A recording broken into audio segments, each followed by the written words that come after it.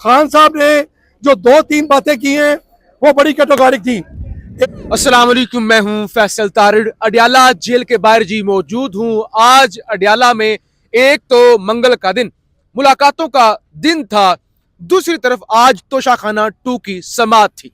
समात भी हुई, मुलाकातों के हवाले से यहाँ MPAs, MNAs, सेनेटर्स जमा भी हुए, अवामी असम्बली भी लगी, खान का पैगाम भी आया और खान ने हाफिज साद रिजवी के साथ ना सिर्फ इजहार यकजहती बल्कि उनके साथ खड़े होने का भी ऐलान किया। इस हवाले से फुटेज भी आपके सामने रखनी है और इस हवाले से खबर भी आपके सामने रखनी है। लेकिन सबसे जो बड़ा सरप्राइज, सबसे बड़ी खुशखबरी वो है आज पेशावर हाई कोर्ट से, जहां पे chief justice Peshawar high court की जानब से यह हुक्मनामा जारी कर दिया गया है कि गवर्नर फैसल करीम कुंडी वजीर आला का हलफ ले। उन्होंने कहा छोड़ दें इन बातों को, इस्तीफा ठीक था नहीं ठीक था। उन्होंने कहा मैं खुद हर एक चीज देख रहा हूं, इस्तीफा भी ठीक था, इलेक्शन भी ठीक था, 90 वोट भी पड़े हैं। कल 4 बजे तक गवर्नर फैसल करीम कुंडी अगर हलफ नहीं लेते तो फिर स्पीकर जो है वो वजीर आला से हलफ ले। एक चीज तो ये हुई। फिर कराची के अंदर मौजूद है ना फैसल करीम कुंडी, तो बिलावल ने भी कहा कि हाई कोर्ट का हुक्म आ गया है, उस पर अमल दरामद करें। और फैसल करीम कुंडी ने कहा मैंने तो कभी कहा ही नहीं था, मैं तो हलफ नहीं लूंगा, मैं आज रात को ही पेशावर पहुंच जाऊंगा और मैं अपनी आईनी जिम्मेदारियां पूरी करूंगा। तो लिहाजा पहले नंबर पे ये बहुत बड़ी शिकस्त है, याद रखिएगा, बहुत बड़ी शिकस्त है मौलाना फजल रहमान की, अपोजिशन की, जो गवर्नर कुंडी से उम्मीदें लगा के बैठे हुए थे कि वो हलफ नहीं लेंगे, इस्तीफा मुस्तरद करेंगे और उसके बाद जो है वो सुहेल अफरीदी नहीं बन सकेंगे वज़ीर आला। दूसरे नंबर पे इमरान खान ने बड़ा कैटेगोरिकल अल्फाज में कहा और उसकी तस्दीक होगी ना। एक तो अभी अलीमा खान साहिबा बाहर आई, उन्होंने कुछ सहाफियों से भी गुफ्तगू की और उन्होंने कहा खान की जानब से कहा गया है हाफिज साद रिजवी की जमात के साथ यकजहती करें, यह जुल्म हुआ है, जुल्म। अलीमा खान का खान कहता है अगर सहाफी इसके हक में ना बोले तो कल सहाफियों पर भी गोली चल सकती है। ने कहा दुनिया के अंदर 2 जगह पे जुल्म हो रहा है, एक है गजा, दूसरा है पाकिस्तान। ये अलीमा खान का खान का पैगाम है। फिर खान से आज एक वकील की भी मुलाकात हुई, उस वकील की जानब से भी यही कहा गया। एक तो दुआएं करवाएंगी ना, आज बाकायदा तौर पे जो मुरीद के अंदर हुआ उसके लिए अडयाला जेल के बाहर जो अभी अवामी असम्बली लगी हुई थी उसमें दुआएं करवाई गई हैं शुहदा के लिए। दूसरे नंबर पे जिन वकला की मुलाकात हुई है उनकी जानब से ये वाज़ह कहा गया है कि इमरान खान, और मैं वो टाक भी आपके सामने रख दूंगा ना, बयानात भी रख दूंगा ताकि आपको तस्दीक हो सके। खान की जानब से कहा गया है ये जुल्म है और जुल्म जिसके साथ होगा, बलोचिस्तान में हो, केपी में हो, पंजाब में हो, किसी मजहबी जमात के साथ हो, जिसके साथ हो, किसी मिनोरिटी के साथ हो, खान ने कहा जहां जहां जुल्म होगा मेरी ये पॉलिसी है, मैं मजलूम के साथ खड़ा हूंगा। तो आज खान ने यानी ये बड़ी एक, जिसे कहते हैं ना कि यकजहती की मिसाल कायम करना, वो की है, वरना यहां पे हर किसी के अपने सियासी एजेंडे हैं। फिर तीसरी बात, तोशाखाना 2 की समात हुई। मैंने आपको पूरा दिन रिपोर्ट किया कि पीटीआई के वकला तो पेश ही नहीं हुए, उन्होंने कहा समात मुलतवी की जाए, रास्ते बंद हैं। पूरा दिन वन साइडेड समात जज शाहरुख अर्जमत साहब की जानब से चलाई गई, इस्तगासा का बयान हुआ। अब सुबह दोबारा तोशाखाना 2 की समात रख ली गई है।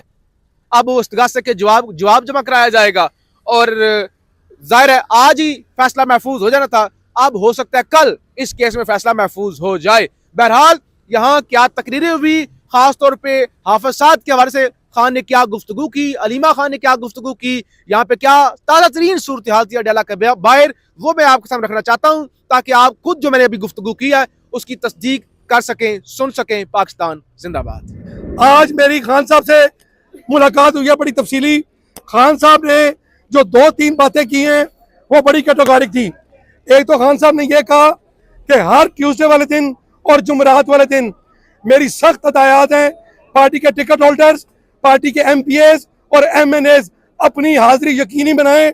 और आलिया हमजा साहिबा को खुसूसी ताकीद की गई है कि आप इन तमाम लोगों की प्रेजेंस को मेंटेन करें कि कौन शख्स यहाँ पर आता है, किस किस की यहाँ पर प्रेजेंस है, ताकि हमें पता चल सके कि मुश्किल वक्त में पार्टी के साथ, पार्टी के असीरान के साथ और पार्टी की क़यादत के साथ कौन खड़ा है। दूसरी क्या बात जो खान साहब ने बड़ी कैटेगोरिकली की, उन्होंने कहा कि हम भरपूर मुसम्मत करते हैं TLP के जितने भी लोग जख्मी हुए हैं, शहीद हुए हैं, या जो भी लोग इस वक्त अस्पतालों में हैं, उन्होंने कहा कि सियासी इख्तलाफात डिफरेंसेस अपनी जगह पर, लेकिन जब एक किसी अवाम का कोई शख्स इस तरह जिस पर बेईमाना तशद्दुद किया जाए और जख्मी हो, उसकी भरपूर मजम्मत भी है। और पार्टी के कारकुनों को खान साहब ने कहा कि आप निकलें, इनके साथ एहतजाज करें। कैटेगोरिकली खान साहब ने कहा आप इनके साथ निकलें और एहतजाज करें। और फिर खान साहब ने कहा कि जो KPK के अंदर इस वक्त हमारा चीफ मिनिस्टर आए हैं, फौरी तौर पर उनसे हलफ लिया जाए ताकि ये ट्रांजेक्शन कंप्लीट हो।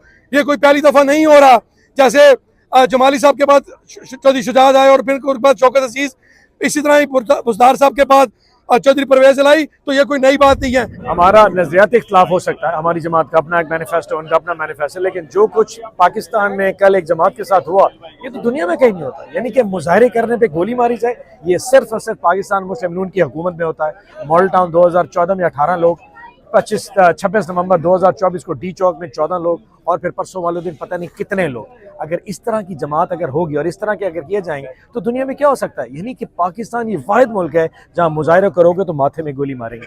इस तरह की सोच के साथ तो ये नहीं चल सकता। तो खान साहब ने कहा हमें इस वक्त जो साथ रिजी साहब है उनकी ज़ाहिर यकजहती के लिए हमने भी करारदाद भी जो हकीकी असम्बली वहाँ पास की है, और अब यकीन करें हम चाहते हैं कि इसको इन्वेस्टिगेट करें, आखिर क्या मुहर्रिक आते। वो बंदा पिटता रह गया, मुझसे बात करो, माओं की अपनी बच्चों की कस्में खाता रह गया, मेहरबानी करो मुझसे बात करो। यानी इससे ज़्यादा तो रियासत तो माँ थी, तो वो जो रियासत जो माँ है, क्या उसने माओ ने का हक अदा किया? नहीं, उधर से पुलिस पूरे पंजाब से गई है, RPOs DSP पता नहीं कहाँ से DPO पूरे जिले के बना के सुबह आरा की गोलियां मारनी शुरू कर दी। सो दे हैव टू पे प्राइस। लेकिन पता नहीं पाकिस्तान में 10 साल से तो इनका एहतसाब नहीं हो सका, पता नहीं अब होता है कि नहीं होता। तो अफगानिस्तान में आपका इशू चल रहा है, आपको तो चाहिए चीज़ों को नॉर्मल करें, आप चीज़ों को और बिगाड़ की तरफ लेकर जाना चाह रहे हैं। इस पॉलिसी घबराइए, मतलब इस पॉलिसी ज़रा बैकवर्ड जाइए। सोचिए उस शख्स के बारे में जो जेल बैठा है, जिसकी मोहब्बत में पूरे 25 करोड़ अवाम है। आप एक सूबे की बात करें, यहाँ पूरे के पूरे 4 सूबे उसके गिरफ्त में है पड़े, और एक वक्त आएगा इसके बगैर यहाँ पे अमन करना मुश्किल पड़ जाएगा। जब वो कहेगा चीज़ें अमन की तरफ जाएंगी, और वक्त दूर नहीं है जब आपको इमरान खान की ज़रूरत होगी, आप उसको बाहर लाएंगे, वो आके लोगों को कहेगा अमन कायम करो, तब अमन कायम होगा। इस तरह हमारे कायद का विजन है, हर जालिम के मुकाबले में खड़ा होना और मजलूम का साथ देना। जिस तरह का जुल्म और सितम हुआ है मुरीदके में, पाकिस्तान की तारीख में 26 नवंबर को हुआ था, और अंग्रेज़ों ने जलियान बाग में किया था। उसके बाद जिस तरह बेगुनाह पाकिस्तानियों को इन्होंने भूना है और कंटेनर्स में इन्होंने जलाया है, ये तारीख में नहीं मिलता।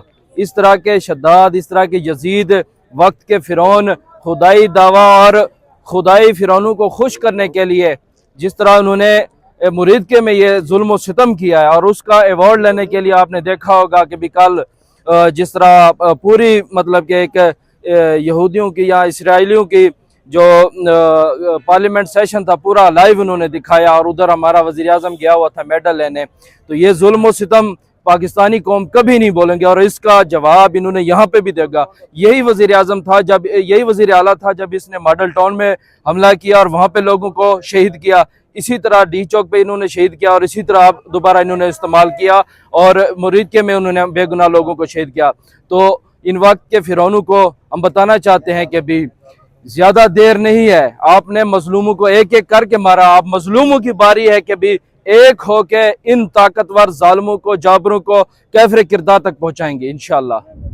देखिए जी, बात साफ और वाज़ी है कि 8 फरवरी को पाकिस्तान की 25 करोड़ आवाम ने इमरान खान को वोट दिया था, इमरान खान की रिहाई के लिए वोट दिया था, और फिर हमारा मैंडेट चोरी किया गया, हमारी रिजर्व सीटें ली गई। लेकिन इसके बावजूद भी हम भरपूर मुकाबला कर रहे हैं और आगे भी करेंगे जब तक हमारा लीडर इंशाल्लाह जल्द रिहा नहीं हो जाते।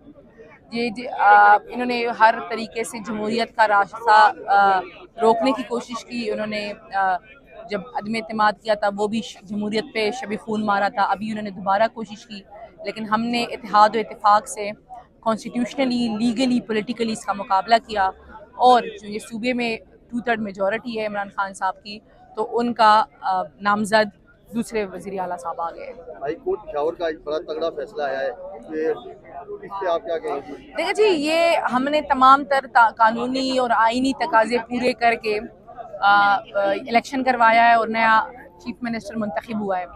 ये किसी की मर्जी तो नहीं चल सकती ना कि वो हमें आके बताएंगे कि किसने चीफ मिनिस्टर बनना है और किसने नहीं बनना। चीफ मिनिस्टर वही बनेगा जिसको खान साहब नामजद करेंगे, क्योंकि खैबर पख्तूनख्वा ने वोट इमरान खान को दिया हुआ है।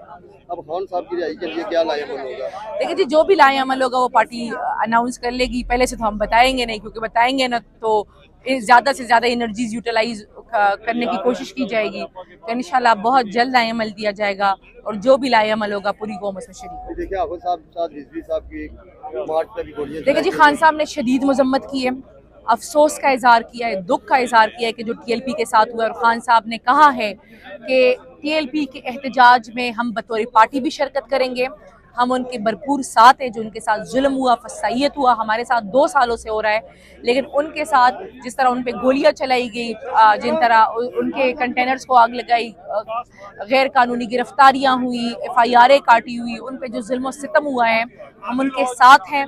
हम खान साहब ने दुख का भी इजहार किया है और अपनी पार्टी को तलकीन की है कि उनको सपोर्ट करें, उनके साथ एहतजाज में शिरकत करें और उन पे जो जुल्म हुआ है उनका, इस जुल्म के खिलाफ उनका साथ दें।